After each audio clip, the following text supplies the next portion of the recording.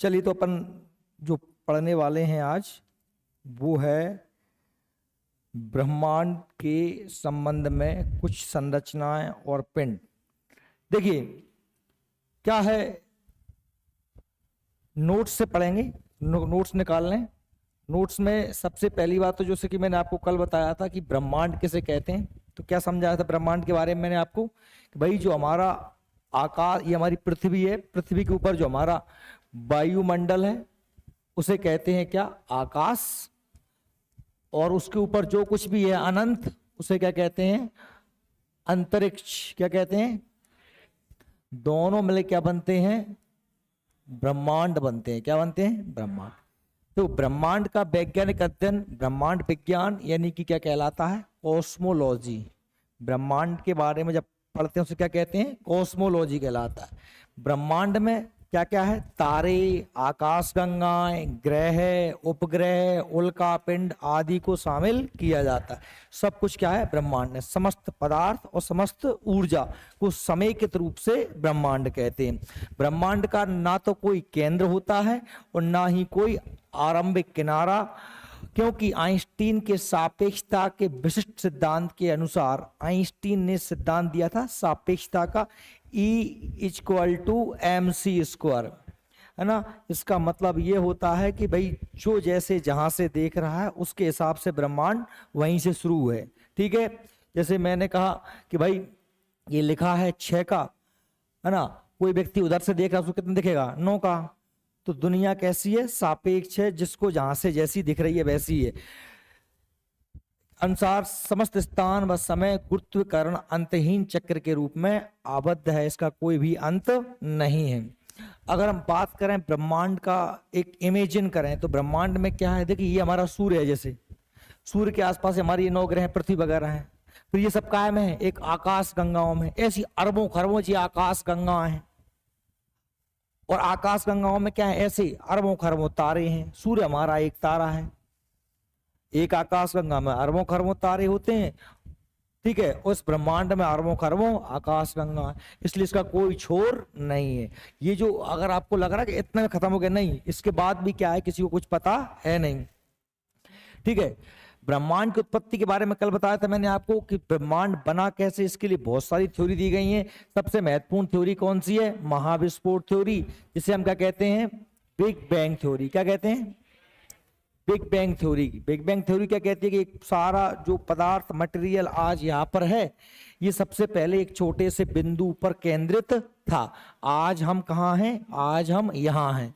अगर आज से हम कितने साल पहले जाएं, 13.5 अरब वर्ष पूर्व, है ना, 13.5 अरब वर्ष पूर्व अगर जाएं तो हम पाते हैं कि सारा पदार्थ एक बिंदु मात्र पर केंद्रित था। इस बिंदु का नाम क्या था, इसका नाम था गॉड पार्टिकल। क्या है, गॉड पार्टिकल। या इसकी खोज किसने करी थी, हिग्स बोसोन। हिग्स बोसोन कण भी कहते हैं इसे, भगवान का कण कहते हैं। क्या कहते हैं, ईश्वरीय कण। ये किसने बनाया पता नहीं है, इसमें धमाका हुआ और ब्रह्मांड लगातार बनता हुआ चला गया। ये थ्योरी जो दी है किसने दी है, एबी जॉर्ज लामेत्रे। एबी जॉर्ज लामेत्रे ने दी है। अनेक अनेक विद्वानों के नाम आते हैं पर सबसे ज्यादा इंपोर्टेंट नाम किसका है, एबी जॉर्ज लामेत्रे।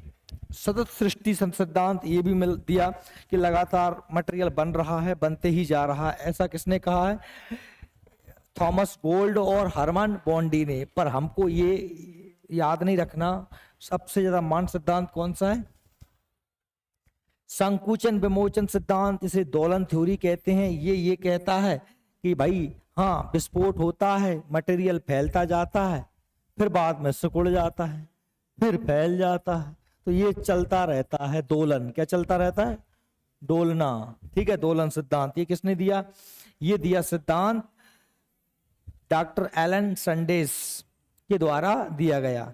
हालांकि इंपोर्टेंट कौन सा है, बिग बैंग थ्योरी।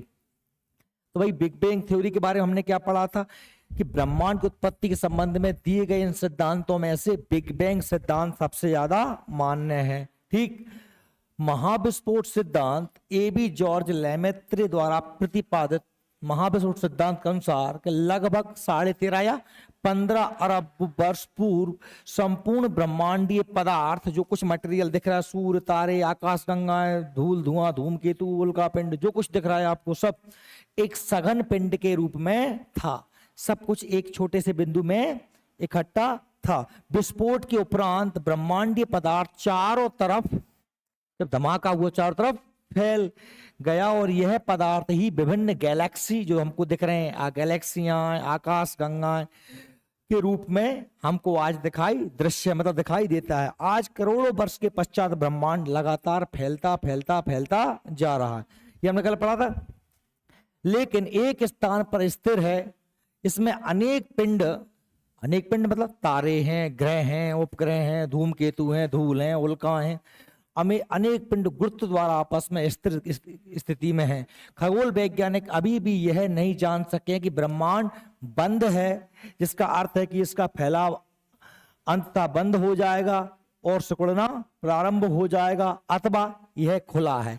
पता ही नहीं है, फैलता ही फैलता जाएगा कि फैलने के बाद कहीं ये रुकेगा भी या वापस सिकुड़ के एक बिंदु पे आ जाएगा। तो अभी तक इसके बारे में कोई जानकारी नहीं, जिसका अर्थ है कि विस्तार हमेशा होता रहेगा।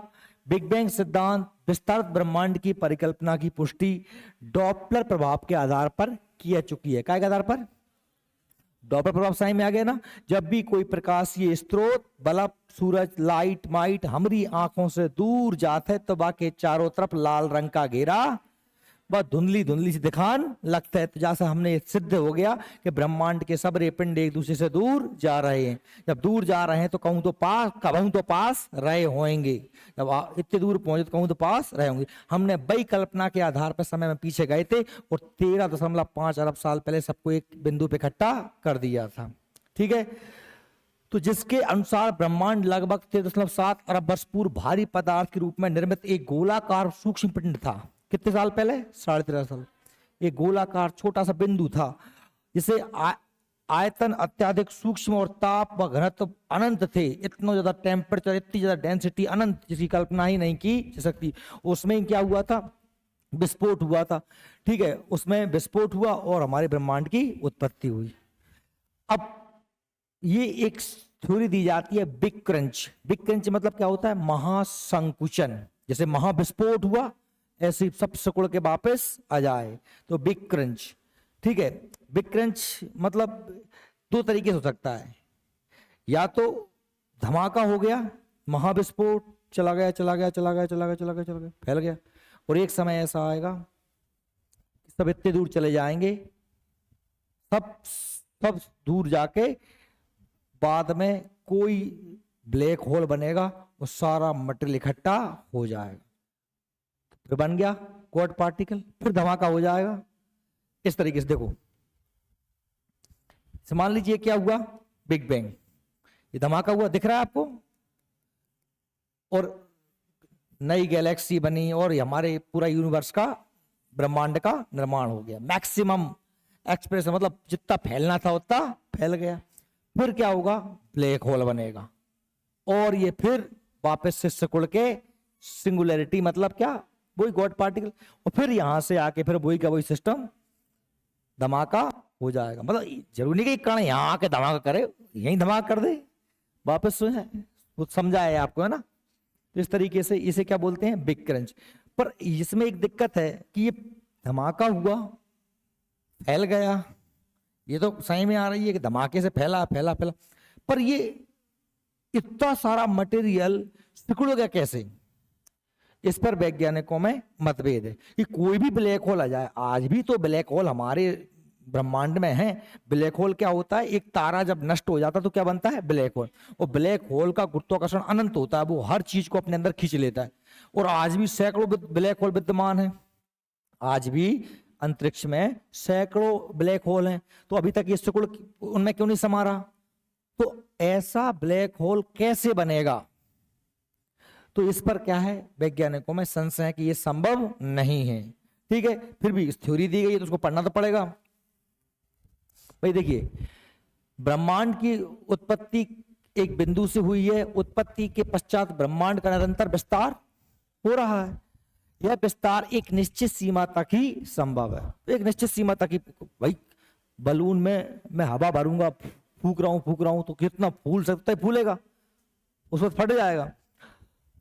अधिकतम विस्तार होने के बाद ब्रह्मांड अपने गुरुत्वाकर्षण के कारण ध्वस्त होकर, ध्वस्त माने फट जाएगा, अपनी गुरुत्वाकर्षण ध्वस्त होकर एक बिंदु में परिवर्तित हो जाएगा। इस घटना को बिग क्रंच कहा जाएगा। बिग क्रंच माने महासंकुचन, महासंकुचन कहा जाता है। यही ब्रह्मांड के पूरे जीवन को दर्शाता है।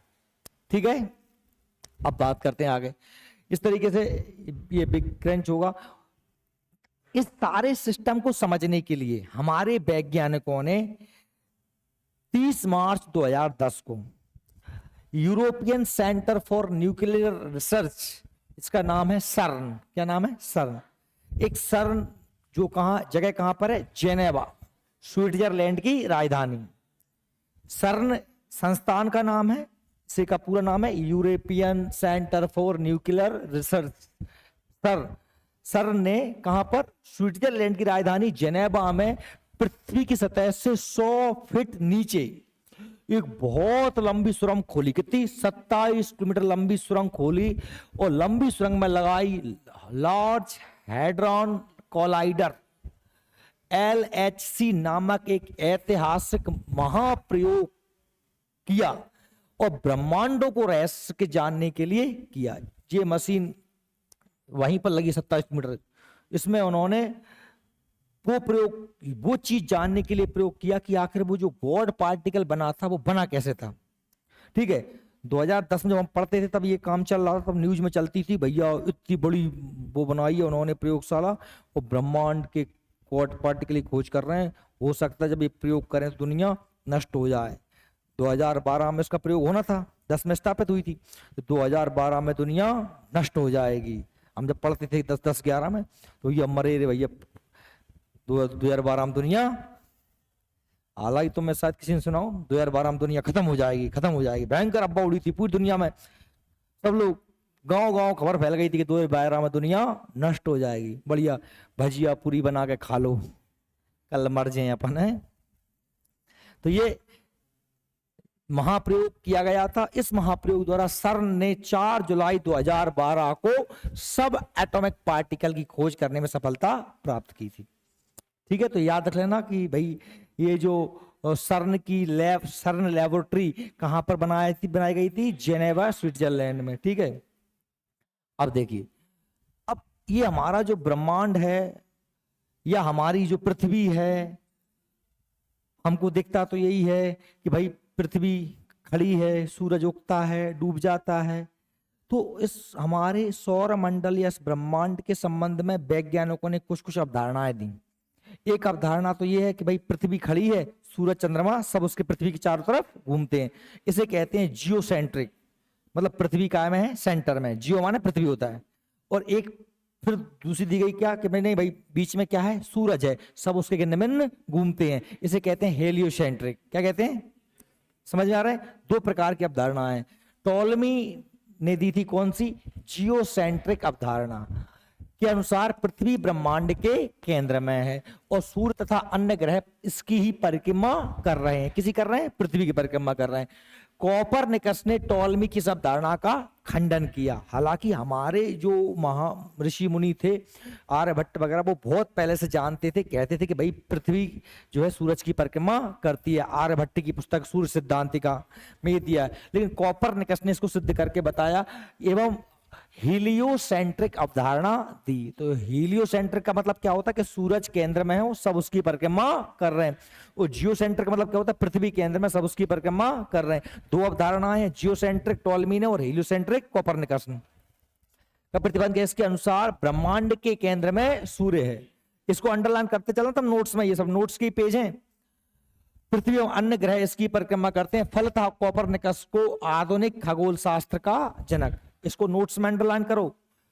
आधुनिक खगोल शास्त्र का जनक किसे कहते हैं, कोपरनिकस को। सौर मंडल की खोज कौन ने करी थी, कोपरनिकस ने। ठीक है,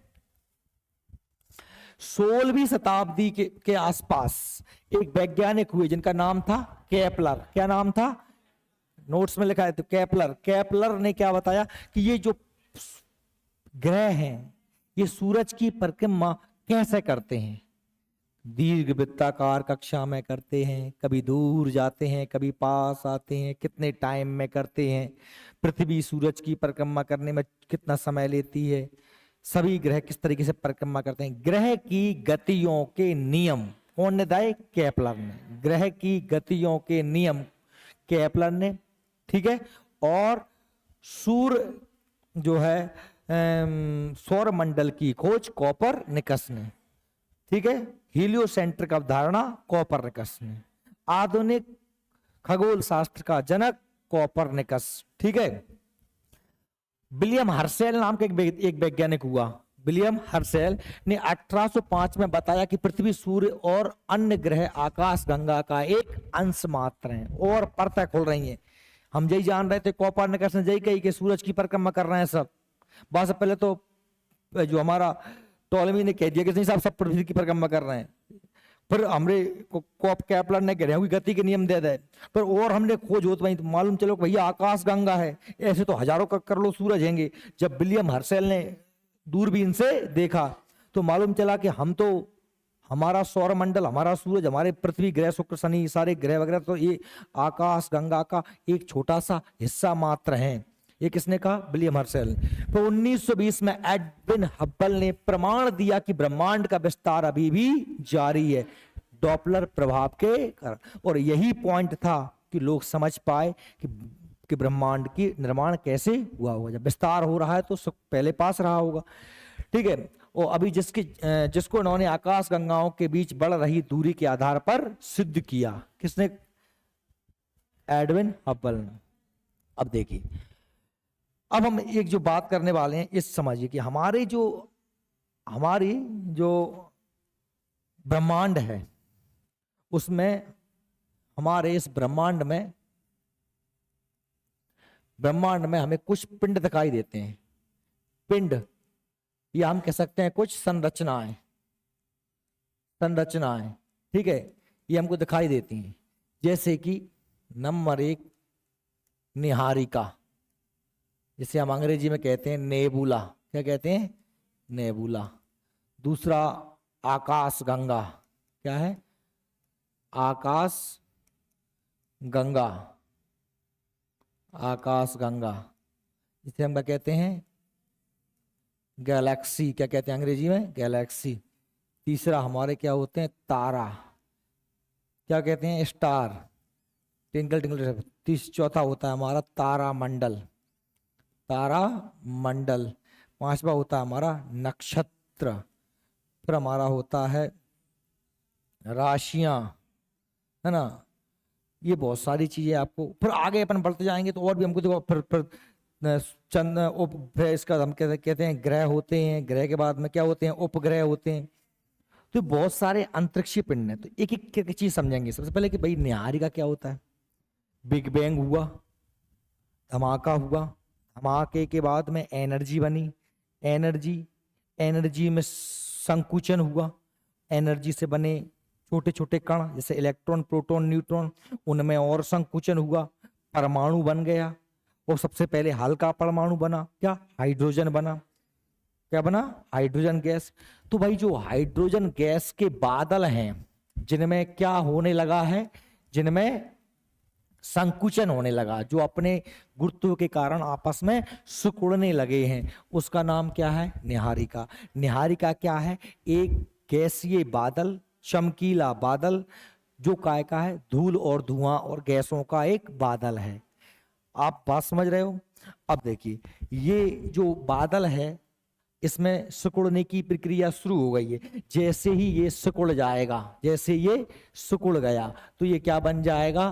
तारा। क्या बन जाएगा? तारा। और इसके नाभिक के केंद्र में से प्रकाश निकलने लगेगा और ये चमकने लगेगा।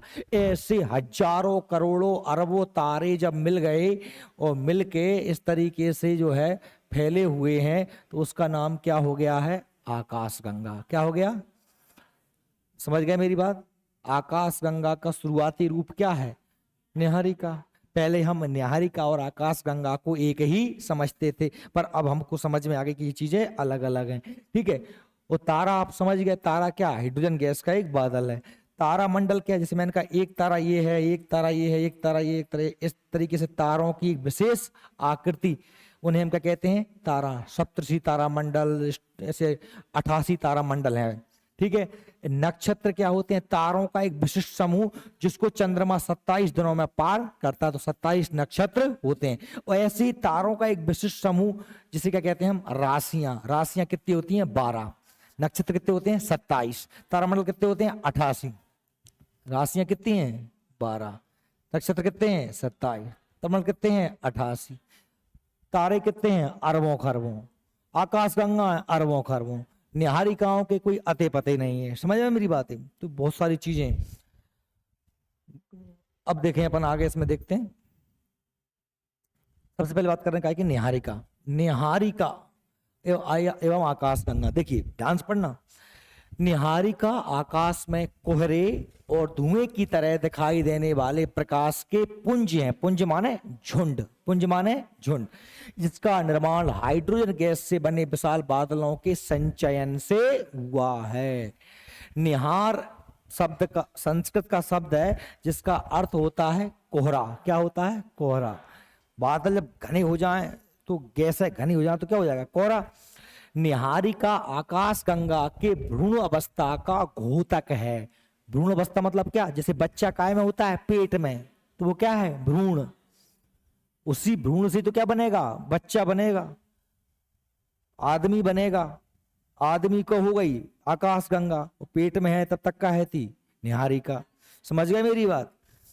तो भ्रूण अवस्था, जबकि आकाशगंगा एक विकसित अवस्था है। विकास बन जाती है वो आकाशगंगा। आकाशगंगा को गैलेक्सी कहते हैं। ठीक है। अब देखिए ये है निहारिका। निहारिका एक इस तरीके का गैसों का बादल है, चमकीला है। ठीक है। और यही निहारिका जब सिकुड़ सिकुड़ के इसी में से क्या बन जाएंगे, एक तारा यहां बन गया, एक तारा यहां बन गया, एक तारा यहां बन गया, और भी बहुत सारी अरबों खरबों तारे बन के तैयार हो जाएंगे, तो क्या कहलाएगी वो, आकाशगंगा, मिल्की वे। ठीक है। अब सुनिए, देखिए आकाशगंगा की बात करें हम। आकाशगंगा जो होती है, 3 प्रकार की आकाशगंगा। आकाशगंगा होती क्या, तारों का एक समूह, बहुत अरबों खरबों तारों का एक समूह को आकाशगंगा कहते हैं। आकाशगंगाएं 3 प्रकार की होती हैं, अंडाकार, सर्पिलाकार और अनियमिताकार। देखो एकदम गोल है अंडाकार, ठीक है, और ऐसी घूम रही है सर्पिलाकार। और अनियमिताकार का मतलब कच्ची भी हो, कैसी भी हो, ऐसी हो, ऐसी हो, ऐसी ऐसी कैसी, जिसका कोई आकार है ही नहीं है, अनियमित है। समझ गया मेरी बात। ऐसे होता है। देखो देखो ये है, सबसे पहले यहां पर क्या रही होगी, निहारिका, और निहारिका से बनी क्या, अंडाकार आकाशगंगा। और टाइम होता चला गया तो थोड़ी सी ऐसी हो गई, और टाइम हो चला गया फिर ऐसी हो गई, फिर इसी से ये इस तरीके से, ये देख क्या बन गई, ये सर्पिलाकार। देख रही है, ये क्या बन गई, सर्पिलाकार। ऐसे क्या बन गई, ये सर्पिलाकार। ठीक है। और ये कैसा आकार हो गया जो बीच में, मतलब अनियमिताकार, किसी प्रकार का कोई भी आकार बन जाए। तो निहारिकाएं कितने प्रकार की हैं, 3 प्रकार, अंडाकार, सर्पिलाकार, अनियमिताकार। सबसे ज्यादा जो आकाशगंगाएं होती हैं वो होती हैं सर्पिलाकार। कुल आकाशगंगाओं का 2/3, कितना, मान लीजिए यदि 100 अरब आकाशगंगा हैं ब्रह्मांड में, तो 66 अरब कैसी हैं, सर्पिलाकार। हमारी जो आकाशगंगा है जिसका नाम क्या है, मिल्की वे, दुग्ध मेखला। क्या नाम है, दुग्ध मेखला, जिसे हम मिल्की वे कहते हैं, मिल्की वे कहते हैं, जिसमें हमारा सूरज है, जिसमें हमारा सूरज है, वह कैसी है, सर्पिलाकार है। ठीक है। देखिए आकाशगंगाओं को उनके आकार के आधार पर इन 3 श्रेणियों में बांटा गया है। आकाशगंगाओं में कई तारे, ग्रह, सौरमंडल, उल्काएं और अन्य कई अंतरिक्ष पिंड होते हैं। गुरुत्वाकर्षण बल इन सभी तत्वों को एक साथ जोड़ करके रखता है। आकाशगंगाओं के केंद्र में एक सुपर मैसिव ब्लैक होल होता है, जिसके कारण सारे पिंड आपस में जुड़े रहते हैं, कोई दूर नहीं भाग पाता। ठीक है। निहारिका के विकास के साथ साथ गैस के झुंड विकसित हुए और ये झुंड बढ़ते हुए घने गैसीय पिंड बने, जिससे तारों का निर्माण आरंभ हुआ। समझ में आ रही है? अर्थात गुरुत्वाकर्षण बल के अधीन बंधे तारे, धूल कण व गैसों के तंत्रों को आकाश गंगा की संज्ञा दी गई। सब कुछ तारे हैं, धूल है, धुआं है, सब कुछ आकाश गंगाओं में। आकाश गंगा विभिन्न प्रकार के विकिरण निकलते रहते हैं, रेडिएशन, किरणें, तरंगें निकलती रहती हैं। ये अवरक्त किरणें हो सकती हैं, गामा किरणें, रेडियो किरणें, एक्स तरंगें, दृश्य तरंगें, अदृश्य तरंगें, परावैगनी तरंगें, ये सभी तरंगें निकलती हैं सूर्य के प्रकाश में। हमने ये सारी गाय, अबीजू, इंफ्रामारे, अगर आपने मेरे साथ फिजिक्स पढ़ी होगी, वहां मैंने आपको लाइट पढ़ाई थी, तो वहां मैंने बताए थे आपको अवरक्त तरंगें है ना, अलग ये तरंगें अगर आपको पढ़ना है तो यूट्यूब पे वीडियो पढ़े, वहां देख लेना। सब तरंगों के बारे में मैंने पढ़ाया बट डिटेल से कि अवरक्त क्या होती है, गाय, एक्स किरणें क्या होती हैं। एक्स किरणें आप जानते हो, जैसे एक्सरा होता है अपना, उसमें से निकालते हैं एक्स किरणें। ठीक है, दृश्य मतलब हमको विजुअल दिखाई देता है, जो मैं आपको दिखाई दे रहा हूँ, इससे कौन सी किरणें निकल रही हैं? ये दृश्य तरंगें हैं। पराबैंगनी तरंगें सूर्य से निकलती हैं, जिनको ओजोन परत रोक लेती है, अंदर आ जाएंगी तो हमको कैंसर पैदा कर सकती हैं। यह हमारा सौर मंडल जिस आकाश गंगा में स्थित है उसे मंदाकिनी, मिल्की वे, दुग्ध मेखला, ऐरावत पथ कहते हैं। मंदाकिनी का वह भाग जो पृथ्वी से एक प्रकाश सदृश्यता, ये हमारी आकाशगंगा मान लीजिए, ये आकाशगंगा, इसमें अरबों खरबों तारे हैं। ये बीच के हिस्से से हम कितनी दूरी पर हैं? हम हैं 5000 प्रकाश वर्ष। ये हमारा सूरज यहां पर है, छोटा सा पॉइंट, इतना बड़ा भी नहीं है, छोटा सा पॉइंट है, सूरज है, और उसके आसपास तो हमारे फिर ग्रह मेरे परिक्रमा कर रहे हैं। ठीक है, तो आप समझिए कि भाई ये आकाश गंगा में अरबों खरबों सूरज है, सूरज से बड़े बड़े भी तारे हैं यहाँ पर। अब एक और बात, ये प्रकाश वर्ष क्या है? तो ये प्रकाश वर्ष है। अब अंतरिक्ष में जब इतनी दूरियां हैं तो वहां किलोमीटर मिलीमीटर में नापेंगे क्या? वहां नापने के लिए बड़ी इकाई चाहिए। तो वो ही है कि भाई जो हमारा देखो, प्रकाश की जो किरण होती है ना, प्रकाश की किरण 1 सेकंड में, कितने में? 1 सेकंड में 3 लाख किलोमीटर की दूरी तय करती है। कितने किलोमीटर चलती है? 3 लाख किलोमीटर 1 सेकंड में। जैसे कि हमारा ये सूरज है, ये हमारी पृथ्वी है, सूरज की किरणों को पृथ्वी तक आने में 8 मिनट 16 सेकंड का समय लगता है। ये दूरी कितनी है? 15 करोड़ किलोमीटर। कितनी है? 15 करोड़ किलोमीटर। प्रकाश की किरण 1 सेकंड में 3 लाख में चलती है। तो भाई एक दिन में, एक महीने में, 1 साल की बात कर रहे हैं, क्या की बात कर रहे हैं? 1 वर्ष में कितनी चलेगी? तो 1 वर्ष में जो चलती है वो कितनी चलती है? लगभग 95 खरब किलोमीटर चलती है। जिसे हम ऐसे याद कर सकते हैं, 9.46 इंटू 10⁻12 किलोमीटर, 12 किलोमीटर। अगर 15 कर दूंगा तो क्या जाएगा? मीटर। 9.46 गुणा 10 की घात 12 किलोमीटर। ये 95 खराबी है, इसको हमने थोड़ा सा कायम बदल दिया किलोमीटर में, ऐसे ही पूछा जाता है। इसमें मतलब दशमलव हटा दो, 10 में कितनी जीरो लगा दो? 12 जीरो। ठीक है, तो 9.46 10⁻12 किलोमीटर। और यदि मीटर में बदलूंगा तो 3 जीरो और बढ़ जाएंगी।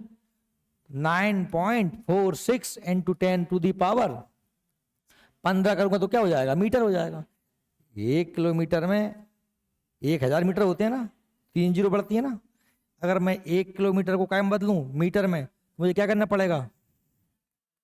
ये क्या हो गया? मीटर। तो 3 जीरो लगा दी मैंने। तो याद रखना 9.46 10⁻12 किलोमीटर, ये 95 खरब किलोमीटर। तो आपको वैसे याद रखना है, पेपर में तो ये आपको यही ऐसे ही आता है ना। ये एक इकाई है, मतलब एक प्रकाश वर्ष क्या है? दूरी की इकाई है। क्या है? दूरी की इकाई है। समझ में आ रही मेरी बात? इससे भी एक बड़ी इकाई होती है, इसका नाम होता है पार्सेक। क्या होता है? पार्सेक। पार्सेक जो होता है वो होता है, 1 पार्सेक बराबर होता है 3.26 प्रकाश वर्ष क्या होता है, यानी कि 3.25 प्रकाश वर्ष में क्या होता है, एक पार्सेक। बड़ी बड़ी दूरियां हैं तो बड़ी बड़ी इकाई चाहिए, सबसे बड़ी इकाई क्या होती है, पार्सेक। लेकिन ज्यादातर उपयोग में क्या लाई जाती है, प्रकाश वर्ष। एक और इकाई होती है जिसे हम बोलते हैं AU, क्या बोलते हैं, एस्ट्रोनॉमिक यूनिट। इसे हम हिंदी में कहते हैं खगोलीय इकाई। क्या कहते हैं, खगोलीय इकाई। क्या कहा जाता है, खगोलीय इकाई। ठीक है, अब खगोलीय इकाई है 15 करोड़ किलोमीटर। कितनी है, 14 करोड़ 95 लाख। 14 करोड़ 95 लाख। ये क्या है, ये सूर्य और प्रकाश की औसत, सूर्य और पृथ्वी की औसत दूरी, सूर्य और पृथ्वी की एवरेज दूरी को क्या कहा जाता है, खगोलीय इकाई। एक खगोलीय इकाई बराबर कितना होता है, 14 करोड़ 95 लाख किलोमीटर। इसलिए हमने क्या याद कर लिया, 15 करोड़। 14 करोड़ 95 लाख लगभग कितना हो गया, 15 करोड़ ही हो गया। बात समझ में आ रही है। तो ये 3 इकाइयां बता दी मैंने, प्रकाश वर्ष, खगोलीय इकाई, पार्सेक। ये तीनों क्या है, दूरी की इकाई। क्या है, दूरी की इकाई है। सबसे बड़ी कौन सी है, पार्सेक है।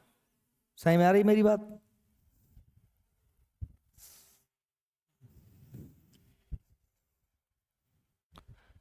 देखिए, जो हमारी आकाश गंगा, जो मंदाकिनी दिखाई देती है, स्वर्ग की गंगा या मिल्की वे, हमारी आकाश गंगा को मिल्की वे, स्वर्ग की गंगा, ऐरावत पथ के नाम से जानते हैं। अर्थात हम पृथ्वी से समूची मंदाकिनी का मात्र एक कभी भी एक साथ नहीं देख सकते। क्योंकि देखो, मान लीजिए आपका सूरज यहां है, आप सूरज पे तो बैठे नहीं हो, आप काय पे हो, पृथ्वी पे हो।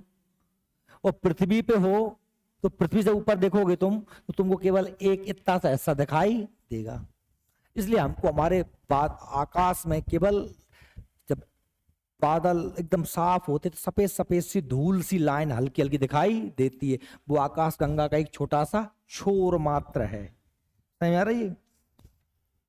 ये क्या कह रहे हैं हम, बल्कि इसके एक भाग को ही देख पाते हैं जिसे हम मिल्की वे, दूधिया रास्ता है।